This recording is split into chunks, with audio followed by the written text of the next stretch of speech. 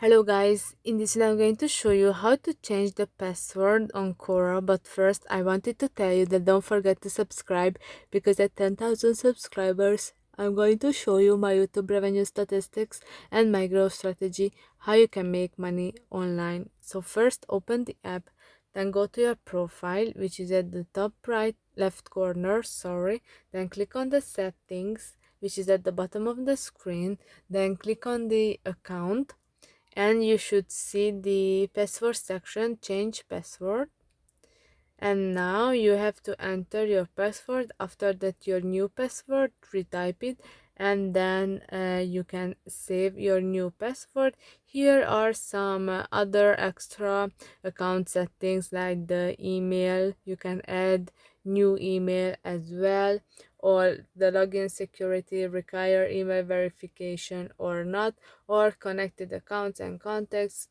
Now I'm connected to my Gmail account, but you can connect to Twitter account or Facebook account.